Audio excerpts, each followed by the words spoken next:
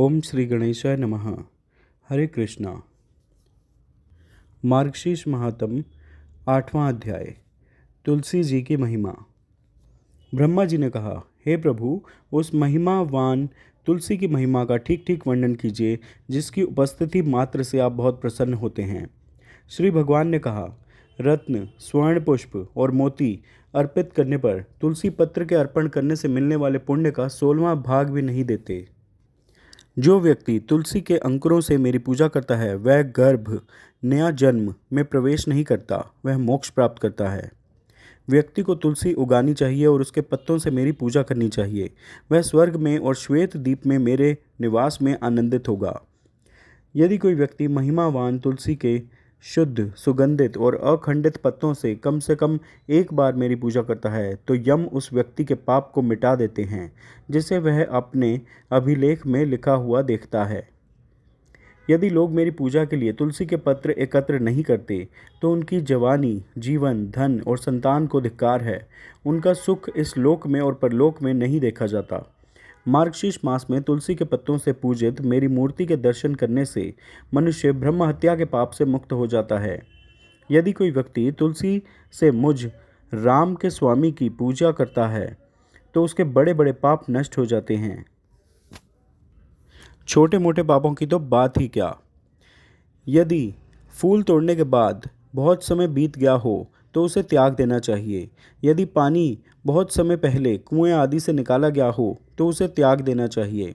तुलसी का पत्ता बिल्कुल भी नहीं त्यागना चाहिए, चाहे वह बासी ही क्यों ना हो।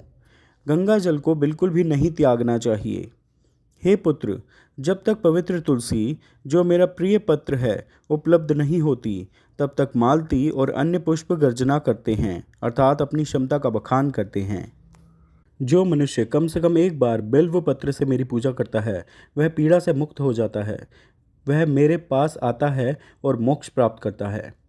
तुलसी का पत्र मुझे बिल्व पत्र, शमी पत्र, जटी पत्र, कमल और कौस्तुभ मणि से भी अधिक प्रिय है। अखंडित पत्तियों वाला तुलसी का पुष्प समूह मेरे हृदय को इस पद्मा देवी लक्ष्मी के समान प्रिय है जो क्षीर सागर से निकली है। जिस प्रकार कृष्ण पक्ष की द्वादशी अर्थात 12वां दिन या शुक्ल पक्ष की द्वादशी के दिन ये दिन मुझे प्रिय हैं, उसी प्रकार तुलसी का पत्ता भी चाहे काला हो या गोरा मुझे प्रिय है। यदि कोई व्यक्ति तुलसी का पत्ता लेकर भक्तिपूर्वक मेरी पूजा करता है तो देवता, असुर और मनुष्य सभी उसकी पूजा करते हैं। जब तक काली तुलसी का एक भी काला अंकुर उपलब्ध नहीं होता तब तक असंख्य रत्न और कौस्तुभ जैसे रत्न गर्जना करते हैं, अर्थात अपनी क्षमता का बखान करते हैं। जो व्यक्ति कृष्ण तुलसी के साथ भक्तिपूर्वक कृष्ण की पूजा करता है वह उज्ज्वल लोक को प्राप्त करता है जहाँ श्री के साथ विष्णु भी विद्यमान रहते हैं।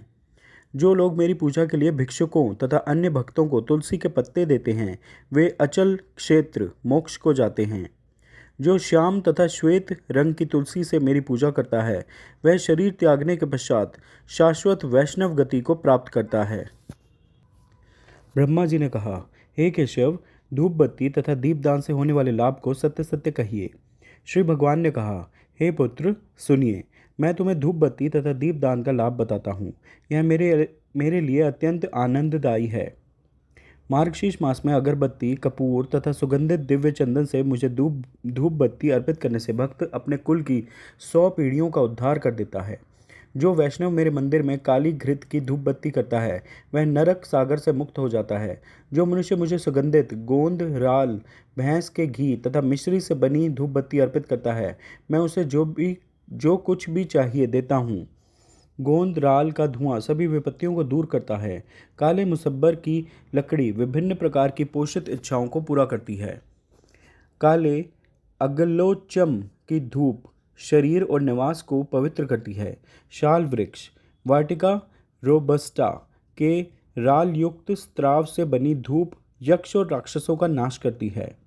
धूप में 10 इकाइयाँ या घटक होते हैं। वे हैं जटी, फूल, इलायची, गोंदराल, हरी तकी, कूट, शाल वृक्ष का स्त्राव, गुड़, सैला और अच्छदा के साथ नख। यदि कोई मुझे मार्गशीर्ष मास में 10 द्रव्यों से युक्त धूप अर्पित करता है जो मुझे बहुत प्रिय है तो मैं उसे बहुत दुर्लभ वस्तुएं, बल, पोषण, पुत्र, स्त्री और भक्ति प्रदान करता हूँ। मनुष्यों को मुस्ता की धूप अच्छी लगती है।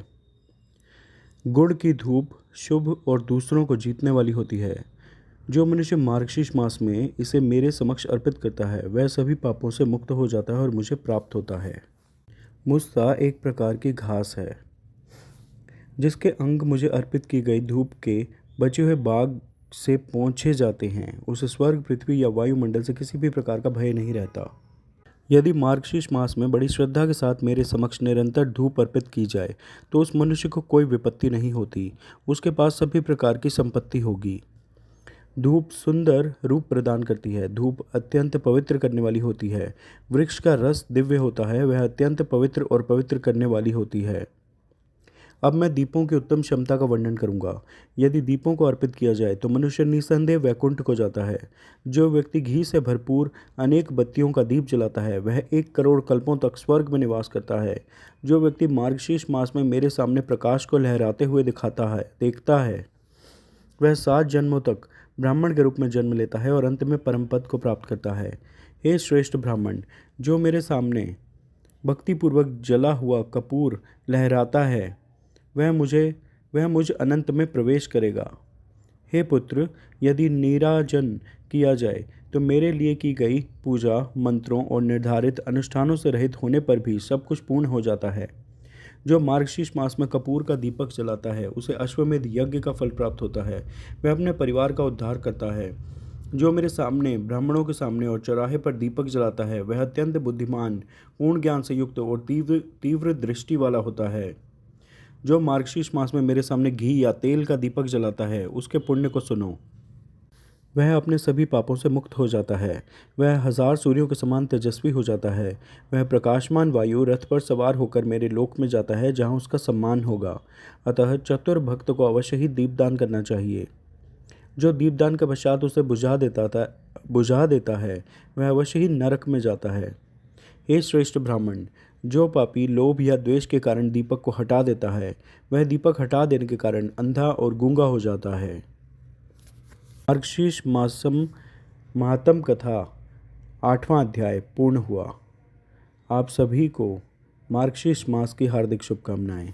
सब प्रेम से मेरे साथ बोलिए, जय श्री कृष्ण, जय महालक्ष्मी माता, जय श्री हरिविष्णु भगवान।